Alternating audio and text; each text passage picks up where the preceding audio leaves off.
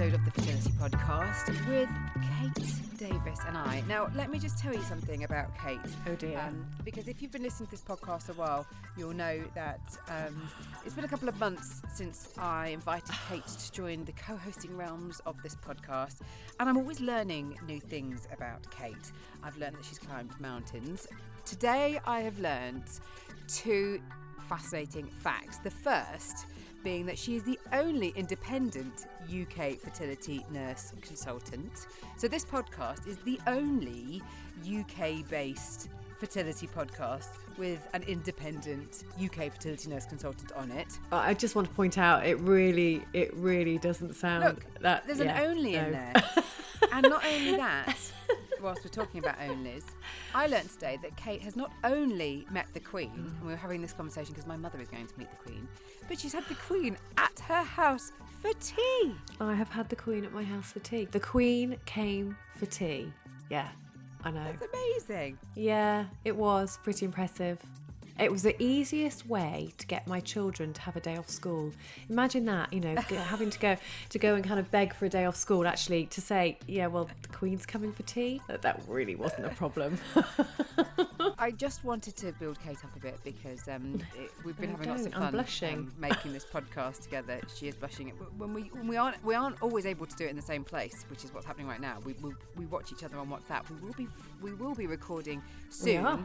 In the same place. Hopefully Isla the dog will make another appearance. She might. For now, though, we're going global with our guest because the podcast is listened to in over 90 countries, and it's always fascinating to me who finds it and who gets in touch. And our next guest is a fertility expert called Dean Morbeck, who contacted me on LinkedIn after listening to the podcast. So here is Kate and I having a quick catch up with Dean about the work he does. And he's at a conference called ASRM, which caused me lots of problems trying to say during the chat. But I think you'll find what he has to say, especially on embryo transfers. Interesting. Here he is. So we're now going to welcome Dean Morbeck, who is the Scientific Director at Fertility Associates, to the podcast to talk about the work he's been doing, the vast number of cycles in New Zealand and Malaysia. 4,000 cycles you oversee or have overseen, Dean, is that right? Yeah, that's per annum, correct. Per annum. Wow. So Kate and I were really keen to talk about the work you do and I suppose the differences in the work you do. You and I have spoken about some of the changes that you've seen, and you're currently in the States at ASRM, so we want to know more about that too. So first of all, though, tell us a little bit about the work that you are doing. Yes. Those 4,000 cycles per annum, and if you've seen a change in the types of treatment or whether it's the types of people coming forward for the treatment. That's a good question. So we really haven't seen that much of a change. I mean, I saw a dramatic change going from the U.S. to New Zealand in terms of how treatment's delivered and which patients are coming in for treatment, because there is some publicly funded treatment in New Zealand as well. But as far as the actual treatments going on, we're pretty conservative in New Zealand in terms of how much PGS or PGTA, whichever flavor you want to call it, of late. Genetic testing, screening of embryos, we're pretty conservative on that front, and there's still a lot of debate around that one. And we also do only pretty much single embryo transfer, which is pretty unique to New Zealand and Australia. And we have otherwise pretty standard approach to fertility care. And you mentioned about that you tend to do single embryo transfer, and we're kind of quite interested really in your views on multiple embryo transfer, because I know that's kind of a conversation that is quite an interesting one to have, and also as you're at ASRM, it'd be quite interesting to hear about, has that topic come up? What's the general kind of feelings? Is it something that we'll see more of or less of? What's the kind of general feeling out there while you've been out there? So one big thing that was announced at the beginning of the conference was this is the first year that the country of the United States has seen a decrease in the twin rate across the board. So not just from IVF, but IVF is what contributes the most twins. And by transferring single embryos, finally the twin rate has started to decrease in the U.S. So that actually is considered a win. And the goal, obviously, for us as practitioners is to provide a healthy baby, a singleton, to the patients. Twins and triplets, while they appear, when we see them, we're in a park and we see twins, they're lovely. Of course, they're charming, and a lot of people would love to have twins to get two babies out of the way at one time, or just because they're cute. But we do know, and it's well recognized by the obstetrician societies, that the risks associated with having twins, and especially triplets, but we can just focus on twins. I mean, it's about 8 times higher risks for a variety of complications to mom, to babies, and then actually even after the babies are born, the challenges financially and time, and it really involves whether or not how strong is the couple going into that, how much family support do they have, because having twins is quite an additional burden. So I think overall we're seeing that finally it's coming down. Here in the U.S., they're using PGS or PGTA to drive that number down as far as the amount of twins by transferring more single euploid embryos. Whereas in New Zealand and Australia, they just took the approach in the last 20 years to say, it should just be single embryo transfers for most patients. And they've had a really low, like less than 10% twin rate for quite a while. Because it is something that the HFEA in the UK have been speaking quite a lot about. I was at their annual conference earlier in the year, and the Multiple Birth Foundation were talking about the work that they've been doing to encourage clinics working with the HFEA, the regulator, to just do these single embryo transfers. But I know you feel that the UK's still got a way to go, don't you? Yeah, it seems like they relaxed a little bit in their goals. I think I haven't followed it exactly, but I think they had a pretty ambitious target to get under 10%, and then they perhaps changed that to not be as strong. And I was just reviewing the league tables for the HFEA, and actually it's quite interesting because the US and the UK both have league tables, so you can see individual clinic results. And I was surprised to see that there's quite a few clinics with high twin rates where we're talking 20% or higher. And that's actually one of the talks that's happening today here in Philadelphia. Is a group out of UCLA looked at the US data and took the top, or they took just large programs, so they have to do at least 1,000 cycles. They had 62 cycles, or 62. So they took large programs that do at least 1,000 cycles, and they had 62 programs in that set. And when they looked at the top 15 for pregnancy rates or live birth rates, all but one had the worst twinning and triplet risk rates. So you have this trade-off of saying we want to get a higher pregnancy rate, but if you're going to get a higher pregnancy rate and be able to really compete in the league tables, then you're going to get this higher twinning and triplet rate as well. And so that's where there's a bit of a dichotomy in how we approach things, where we say, yeah, we want to have league tables. We want to be able to provide the results to the patients, but the patients just really look at the pregnancy rates, delivery rates, and they don't get that much interest or have that knowledge to know that, well, if there's a 30% twin rate, that actually could be quite adversarial for them in terms of having, complications that result in, hospitalization or even an early loss of twins. So really not a desirable outcome. So that must be quite difficult if you're presented by a couple who maybe really feel that they're at their last chance and would quite like to have a multiple embryo transfer just to, I guess, give them the best chances.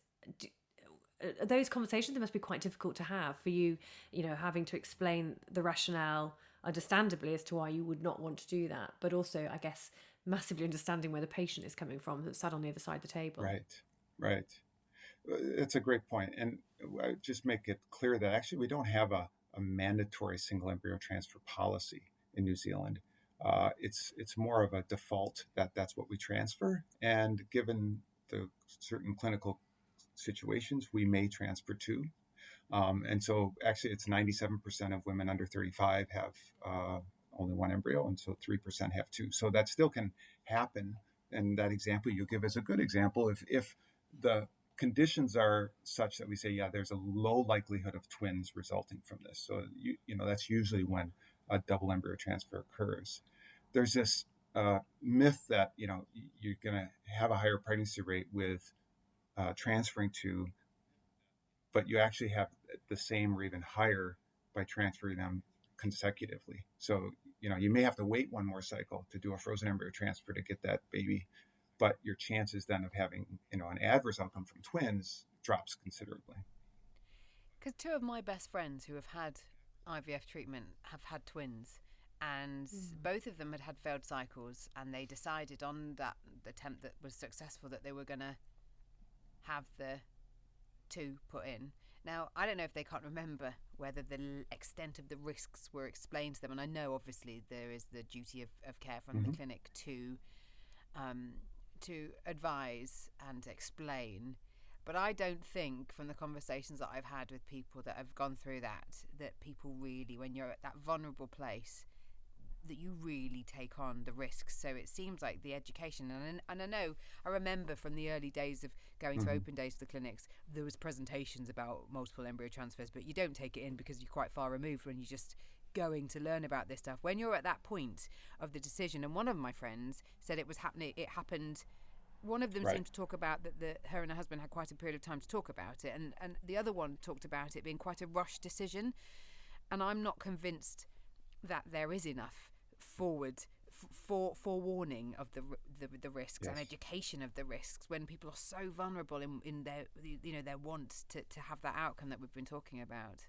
Right. No, that's definitely a problem that we see, that I saw in the U.S. Quite a bit. I obviously in New Zealand now we don't have that to deal with, and it's largely because, well, let me just take a step back there. So that is a problem that getting the right education to the patients at the right time is critical.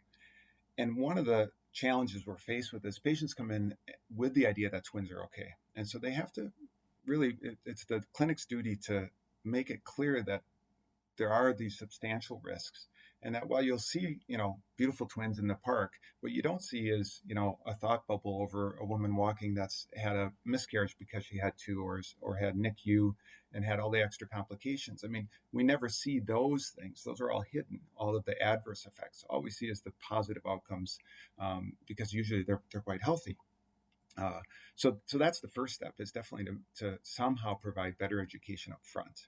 So the other one is that really, if we look to behavioral economics, there's this nudge theory purported by Richard Thaler, which is that if you have a default value that you say, this is what we do, then the odds are that the individual will follow that default value. To actually change from that requires more effort.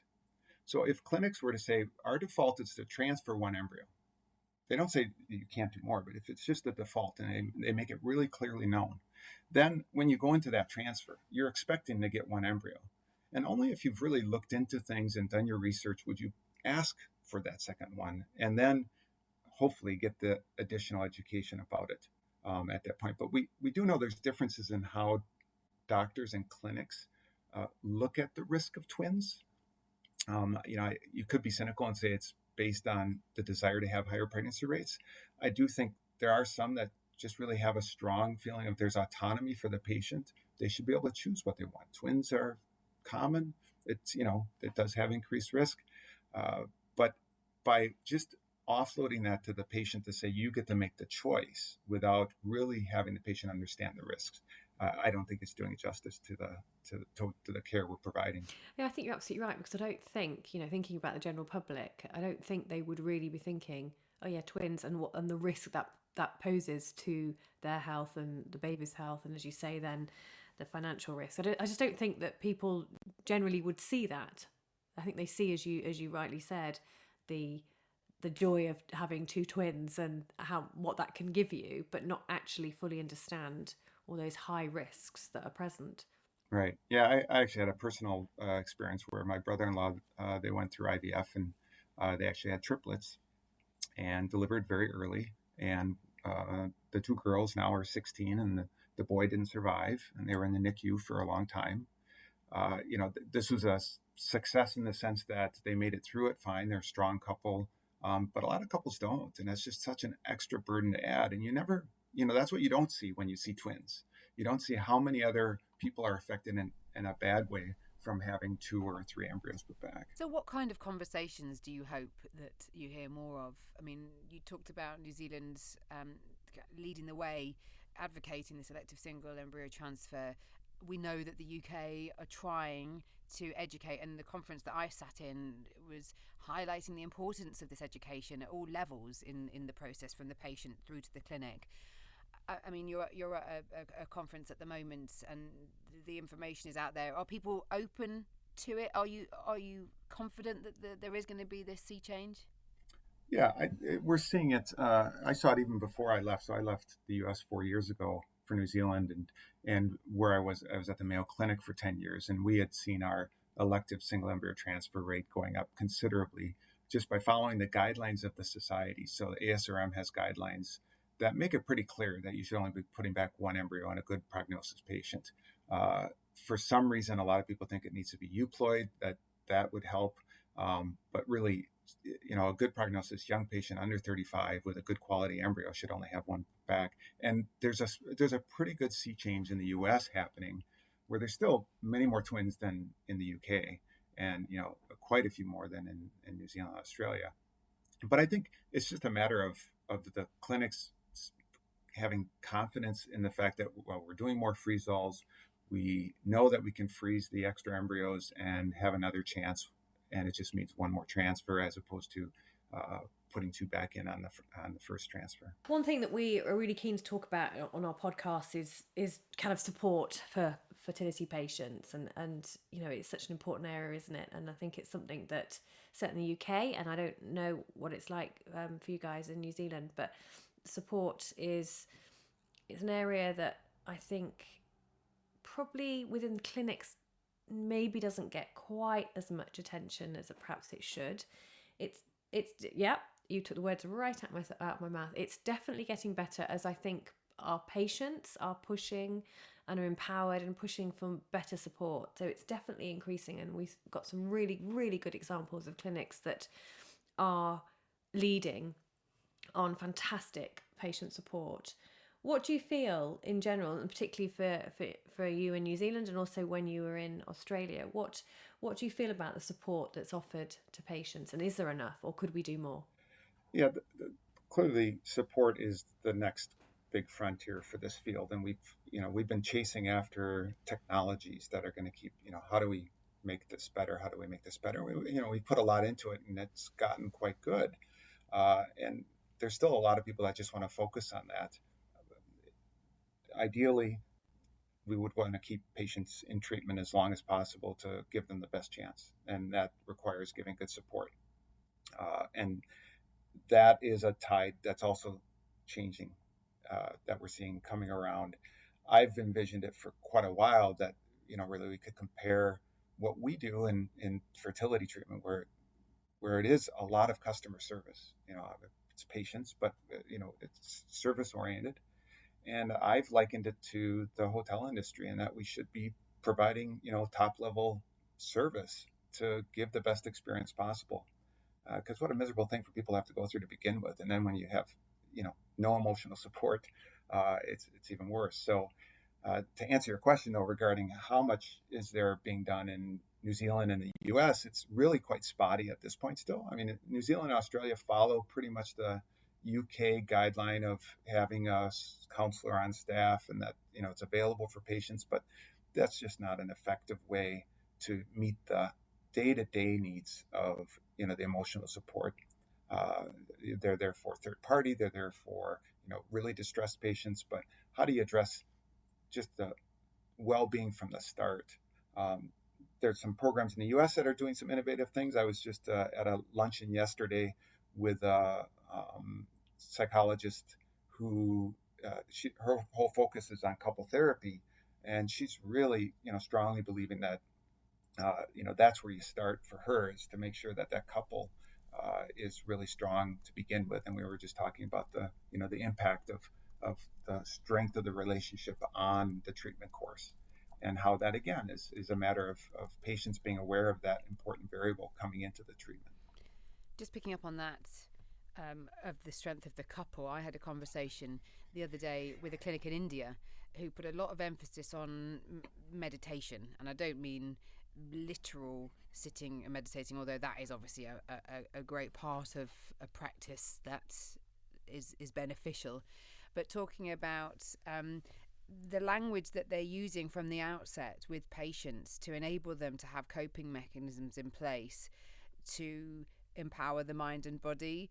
And they were talking quite passionately about how they feel that this is life-changing, that if they can address from the start a couple coming to them for whether it's early investigations or treatment, that empowering the way that they're thinking about the outcome, and by using certain meditational techniques. I don't know whether it's as far as NLP or what, but the focus was on meditation. It's a conversation that they're going to be talking about at the fertility show that's happening in London at the start of November, but about that connection, that mind-body connection having an impact on the success of the treatment. Now, I was playing devil's advocate because I'm talking to two scientists here, and I'm sure you're going to agree that you want evidence-based information when you're talking about this, and how can, if there is a physical problem within a body, that mind-body connection fix that? Well, it obviously can't, but I suppose in that sense it then talks about enabling the coping mechanism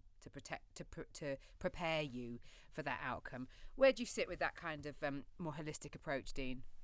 Yeah, I'm all for anything that provides a more stable, a more restful, less stressful being. That it's. Let's see. So I'm all for any kind of therapy that's going to improve the well-being of the individual, to reduce stress levels. It can't hurt. I mean, that's a definite. It can't hurt. That we of course get into a problem where we start to see competing therapies that want to try to introduce things and say they actually provide a benefit, when that is really quite lacking that there's a benefit. But I think if we look at the couple holistically, again, that luncheon that I had yesterday with the psychologist, we were talking about the whole journey, and I like to talk about this journey from the laboratory side, and that the embryologist's job is to get the gametes and embryos safely to their destination, wherever that is. And we don't know what that destination is because we can't tell for sure if they're viable. The same could be said for the couple as they're coming in, to get them safely to their destination, whatever that happens to be at the end. And so it sounds great, this, the examples you're giving from this Indian clinic, where they're using meditation and some reframing things around what are you expecting out of this? What are your expectations for the outcome? So that when you get to those points, you're hopefully a bit more open to, well, maybe this is going to be a different course in life instead of it being a make or break event. I like the fact that in the UK, and I don't know whether you're kind of hearing this, Dean, or whether this has kind of come out, but there's kind of talk now in the UK that we should really be viewing IVF as a course of treatment, not just one. So it's not just one IVF, because as we know, success rates increase by the time you get to the third. Right. That language needs to be changing with our patients. Absolutely. And we need to be saying that this is a course of treatment, just like having a course of treatment for another condition. Sure. And that is the best way for patients to really take on board that mindset, and to not, I guess, put all your eggs in one basket, excuse the pun, but it's very true, isn't it? Yeah, because yes, right. Well, the majority of patients really believe, they've hit the lottery. They're gonna be pregnant on that first transfer, and we know that it's a third, maybe depending on the age, lower.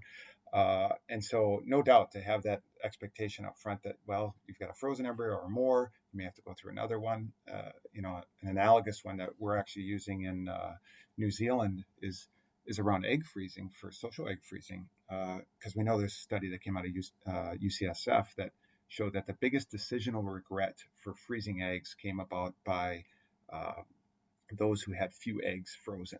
So they got fewer than they expected. So we took that and we said, well, let's go ahead and put together a package where we say, you may need 3 cycles to get the number of eggs you need. And so we put that up front for an expectation because we didn't want to have that decision or regret. So I think the same applies for IVF, is to really make it clear that, yeah, this could take several. You guys need to be ready for the long haul. And I think that's it, isn't it? It's managing your expectations, having all the information from the outset, Mm-hmm. knowing that this isn't a guarantee. And I think these are quite significant conversations that aren't often happened, because people might walk into these clinics with such high expectations of it being the answer, that then that disappointment it can be relationship breaking, soul destroying. We know it has massive impacts on mental health. So ideally, we want the support there. Yeah. It's just a different way of looking at it, isn't it? And I think actually probably a more realistic way. And I guess kind of stopping that. I mean, clearly, you know, any failed cycle, whether it's first, second, third, fourth, whatever, is a massive disappointment. But it's kind of viewing that, okay, it might not necessarily happen in this first cycle, but your chances of the second cycle increase and your chances of the third cycle increase, and that it is that course of treatment. Yeah. You can't help but imagine coming in with all the hopes and dreams of, you know, and especially if you've already been through a year probably or more of trying, and you've got the stress that went into that, and now you're at the point where you're saying, this is going to be it. And you put so much hope in that first attempt, and there's so much stress involved and expectations.